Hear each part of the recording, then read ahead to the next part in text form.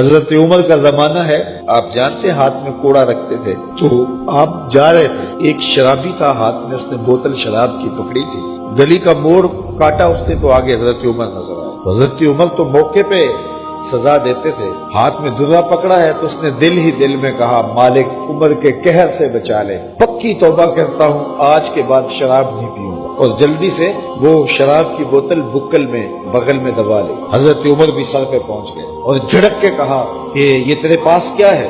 تو ڈرتے ہوئے کہا حضرت سرکہ ہے۔ تو عمر سے کہا نکال، تو جب نکالا تو واقعی سرکہ ہو گیا تھا۔ جو رب شراب کو سرکے میں بدلنے پہ قادر ہے، وہ رب گناہوں کو نیکیوں میں بدلنے پہ بھی قادر ہے۔ تو اس کے در پہ کوئی آئے تو صحیح، جھولی پھیلائے تو صحیح، ہم تو مائل بکرم ہیں، کوئی سائل ہی نہیں، راہ دکھلائیں کسے، راہ روے منزل ہی نہیں۔ کوئی اس کی دہلیز پہ تو آئے، اس کی چوکھٹ پہ تو آئے، بلکہ اس کی رحمتیں تو بہانے ڈھونڈتی ہیں۔ بشر حافی ایک بہت بڑے شرابی تھے اور زندگی شراب کے نشے میں دھت گزرتی تھی۔ ایک دن گلی سے گزر رہے تھے، کاغذ کا ایک ٹکڑا دیکھا، اس پہ رب کا نام لکھا تھا۔ یار بندہ گناہ گار ہو بے ادب نہ ہو، گناہ گار ہو بے ادب نہ ہو۔ تو کاغذ کے ٹکڑے پہ رب کا نام لکھا تھا، اس کو اٹھایا، چوما، صاف کیا، خوشبو لگائی اور اونچی جگہ پہ رکھ دیا کہ یہ میرے رب کا نام ہے، اور شراب پینے پھر میخانے میں چلے گئے۔ وقت کے ولی کو الہام ہوا، جا ڈھونڈ بشر کو اور میرا سلام دے اور اسے کہہ کہ تیرے رب نے تیرے سارے گناہ معاف کر دیے۔ نکلا، پوچھا بشر کون ہے؟ لوگوں نے کہا وہ تو بہت بڑا شرابی ہے۔ اللہ اکبر۔ گھر پوچھا، کہا وہ شراب خانے میں۔ شراب خانے میں پیچھے چلے گئے۔ وقت کا ولی اللہ شراب خانے کے دروازے پہ دستک دے رہا ہے۔ اندر سے آواز آئی، کون؟ نام بتایا، کہا میں بشر کو ملنا چاہتا ہوں۔ کہا وہ تو نشے میں دھت پڑا ہے۔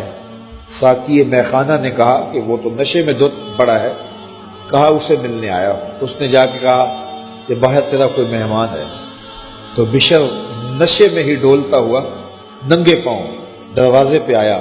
اللہ کا ولی کھڑا تھا، کہا کہ تیرے رب نے تجھے سلام بھیجا ہے، تو نے اس کے نام کی قدر کی تھی اور اس نے تیرے سارے گناہ معاف کر دیے۔ بشر حافی ننگے پاؤں تھے، اس وقت نشے میں تھے۔ نشہ شراب کا تھا، لیکن رب کا سلام آیا تو یہ نشہ اس سے بھی اوپر تھا۔ جھوم اٹھے اور کہا کہ میں اب رب کا سلام آیا ہے تو اب میں ننگے پاؤں تھا، اب ساری زندگی میں جوتا نہیں پہنوں گا۔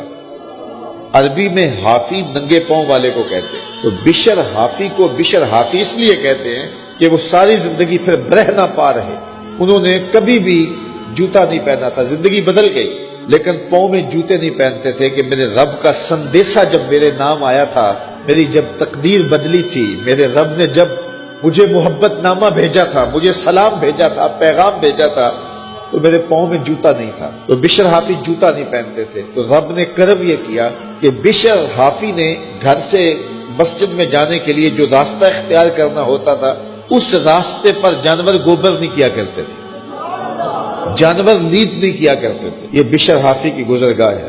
ایک دن ایک شخص آیا تو جس راستے سے بشر حافی گزرتے تھے تو وہاں کسی جانور کا گوبر پڑا ہوا تھا۔ اس نے بلند آواز سے کہا، ایھا الناس، لوگوں سن لو، بشر حافی انتقال کر گئے۔ لوگوں نے کہا تمہیں کس نے بتایا ہے؟ کہا یہ گوبر پڑا ہوا ہے، اس کا مطلب ہے کہ آج بشر حافی اس گلی سے نہیں گزریں گے۔ تو جب پتہ کیا گیا تو حضرت بشر حافی کا واقعہ انتقال ہو گیا۔ کوئی سچی توبہ کرے تو صحیح، کوئی اس کی دہلیز تو آئے تو صحیح، ہم تو مائل بکرم ہیں، کوئی سائل ہی نہیں، راہ دکھلائیں کسے، راہ روے منزل ہی نہیں۔ کوئی جھولی تو پھیلائے، وہ تو کریم ہے، اس کی تو رحمتیں آواز دے رہی ہیں، یا ایھا الانسان ما غرک بربک الکریم، او بھاگے ہوئے انسان، آجا پلٹ کے، تیرا رب بڑا کریم ہے۔